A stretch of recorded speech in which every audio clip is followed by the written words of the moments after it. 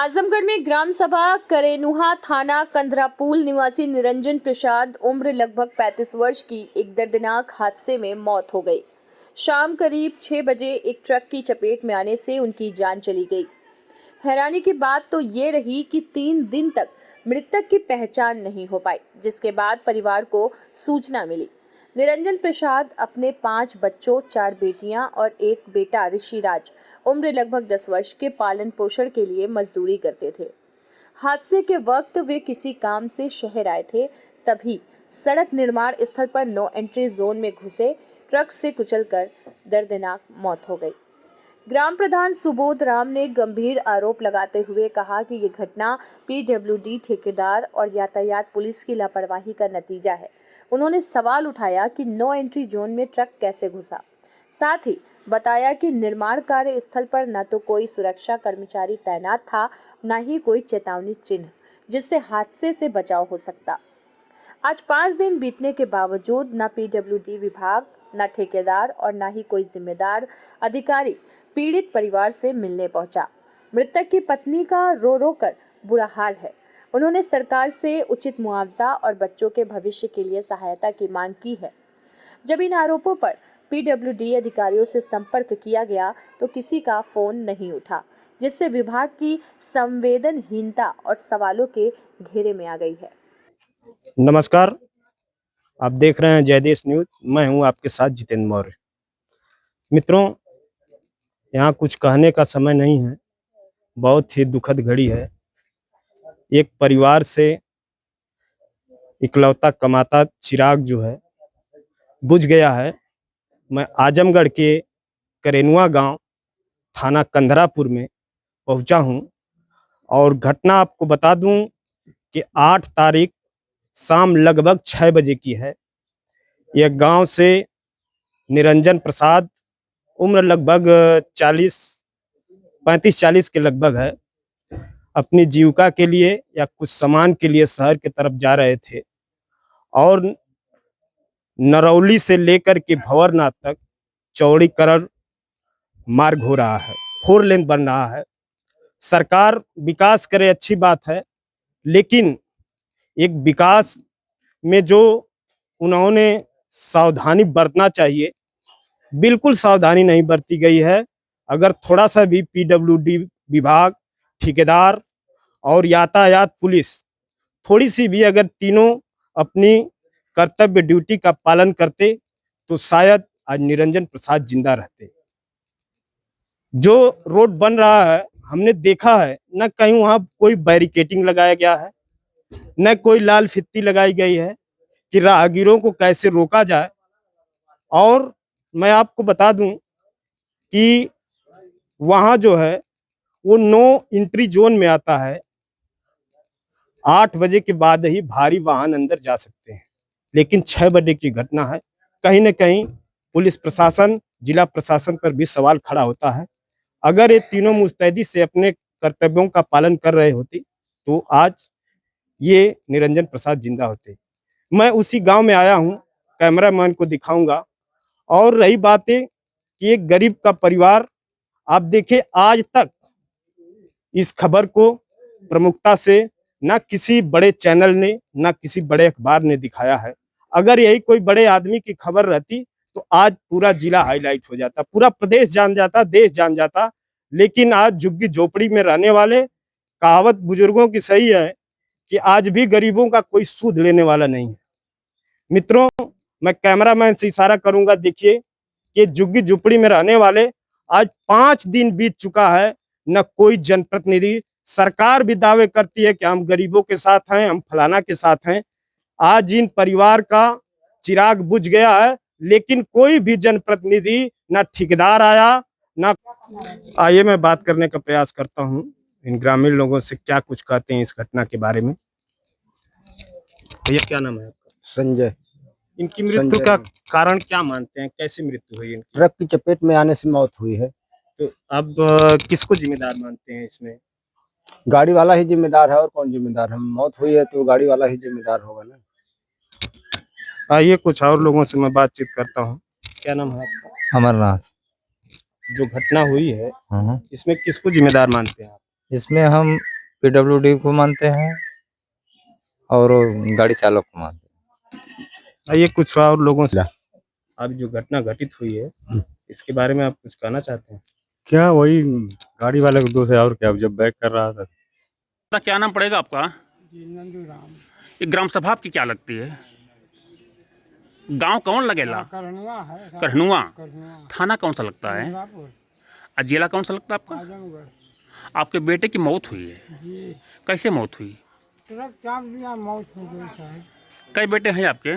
तीन थे हाँ साहब, तीन में एक थे तो वही हो गया जो बहुत। ये सबसे छोटे थे?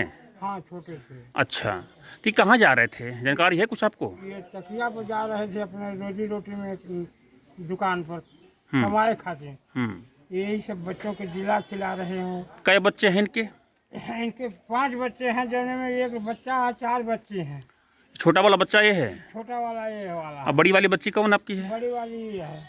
अच्छा, तो ये बाजार जा रहे थे आपके बेटे, जी। क्या नाम पड़ेगा उनका? निरंजन राम प्रसाद। अच्छा, निरंजन प्रसाद। तो आपको जानकारी कब हुई? जानकारी तो तीसरे दिन हुआ साहब। कैसे जानकारी आपको हुई? जानकारी हुआ, उसके चप्पल से थोड़ा पहचान मिला और प्रधान के मोबाइल में उनका फोटो आया थाने से। वही फोटो से और वही चप्पल से मैंने पहचान मिला इनका। तीसरे दिन आपको मालूम पड़ा? हाँ अच्छा, तो आप- जानकारी के बाद चाचा जी जी। आपसे कोई जो ट्रक वाला है हाँ या ठेकेदार है या पीडब्ल्यूडी हाँ। का कोई कर्मचारी, कोई आदमी मिलने आया मदद के कोई लिए? नहीं आया अभी तक। इस क्षेत्र का कोई जनप्रतिनिधि, नेता जो है, विधायक कोई नहीं। विधायक जो आए वही सदर से फिर वापस हो गए। घर पे आपके कुछ हाँ। आश्वासन नहीं दिए मदद का आपके? नहीं, मदद एक्सीडेंट- दिए हमको 3000 रुपया दिए, चाचा ये ले जाके इनका काम उम करिए और उसके बाद जो होगा हम करेंगे मदद। हमसे मौत हुई है, जानकारी कैसे आपको हुई? जी हम खोजेगा मैंने 3 दिन बाद मिला ना तो मुझे करनवा ग्राम पंचायत है, पलनी ब्लॉक है, थाना कौन सा पड़ेगा? कंधरापुर थाना है। 8 तारीख को एक एक्सीडेंट हुआ था, उसके बारे में आप क्या कहना चाहते हैं? कौन दोषी है, कैसे एक्सीडेंट हो गया, उसके बारे में विस्तृत जानकारी दीजिए। सर इसमें तो हम सीधे सीधे जो है कि प्रशासन और पीडब्ल्यूडी ये दोनों लोग इसके जिम्मेदार हैं। कैसे प्रशासन को आप जिम्मेदार मान रहे हैं? प्रशासन को इसलिए जिम्मेदार मान रहे हैं कि जो वो रोड है वो नो एंट्री जोन में आता है। नो एंट्री का मतलब क्या नो है? एंट्री मतलब ये होता है कि बाहरी वाहन वहाँ पे नहीं जाना है। अच्छा, अंदर शहर जी, के अंदर? जी ट्रक वगैरह जो है, लोडिंग गाड़ी जो है अंदर जाने की एंट्री नहीं है, ये सबको पता है।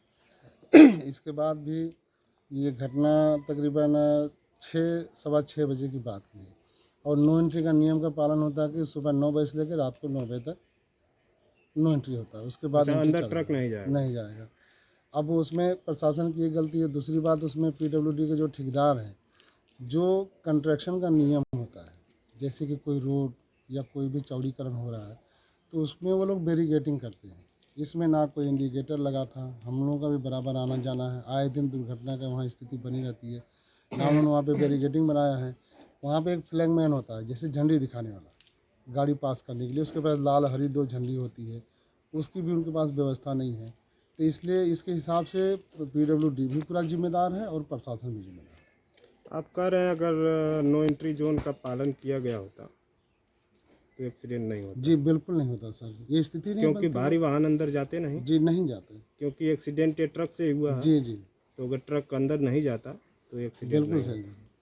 और दूसरा, ठेकेदार जो कि उसका कोई सुरक्षा की दृष्टि से कोई उपाय नहीं है? कोई नहीं सर। जैसे कि ये होता है कि कहीं अगर काम चल रहा है, रोड का चौड़ीकरण हो रहा है, ठीक है, उसको जगह जगह बैरिगेटिंग लगाना चाहिए। या तो बैरिगेटिंग के साथ साथ हम देखें कहीं पे भी वहाँ पे एक फ्लैगमैन होता है, झंडी दिखाने वाला, कि अगर इधर से गाड़ी आ रही है तो इधर गाड़ी रोक के इधर गाड़ी पास कराए, फिर इधर गाड़ी रोक करके इधर गाड़ी पास कराए। ये इन सब नियमों का कोई पालन नहीं है सर। बस दौड़ने से एक्सीडेंट के चल रहा है। समय ये सब कोई नियम होता कोई नियम नहीं था सर, बिल्कुल कोई नियम नहीं था। आए दिन की ये बात है। और जब से घटना घटी है पीड़ित के घर ना तो कोई कंडक्टर आया है यहाँ पे, ना कोई ट्रक मालिक आया है। और ये निहायत ही गरीब परिवार है, इनके रहने की व्यवस्था भी नहीं है। मैं प्रयास करूँगा अपने ब्लॉक पे अपने अधिकारियों से कि इनको कम से कम तत्कालिक आवास की व्यवस्था हो जाए। प्रयास निरंतर जारी है कि इनको जो भी हो आर्थिक स्थिति यानी आर्थिक सहायता जितनी हो सके उतनी हम लोग कराने का प्रयास है। आजमगढ़ प्रशासन से आपकी क्या मांग है? अब आजमगढ़ प्रशासन से मांग ये है कि कुछ उचित, हम तो चाह रहे हैं भाई कि उनसे भी कुछ सहयोग हो, जैसे कि एसडीएम के भी माध्यम से, उनके भी माध्यम से कुछ ना कुछ सहायता ऐसी आती है आपात स्थिति में, लेकिन अब तक हम लोग वहाँ पहुँचे भी नहीं और वहाँ से भी हम लोग कोई आया नहीं मदद के लिए।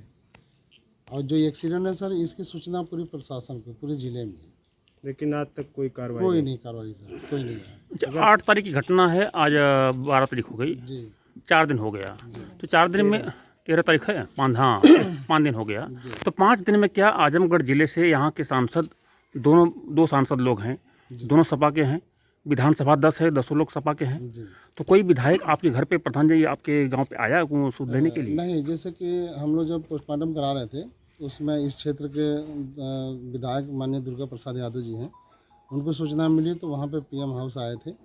वहाँ पे कुछ उनको आर्थिक मदद भी किए और आश्वासन भी दिए कि आप चलिए, हम थोड़ा लखनऊ जा रहे हैं, उधर से लौटते हैं तो आएंगे आप यहाँ, हमसे जो भी स्थिति बनेगी मदद की हम करेंगे। कोई सत्ता पक्ष का नहीं, सत्ता भारतीय जनता पार्टी का भारतीय जनता पार्टी के कोई भी नेता या कोई भी उनका जनप्रतिनिधि यहाँ पे इस परिवार के पास नहीं आया, न कोई हालचाल लिया, सदर से लेकर यहाँ तक। प्रधान जी, एक बात मैं जानना चाहता हूँ आपसे कि अभी कुछ दिन पहले की एक घटना है आप ही के समाज की, जी जीएनपुर में हुई थी। जी हम देखे कि वहाँ नेताओं का, हर पार्टी के नेताओं का हुजूम, बड़े बड़े नेता आए थे।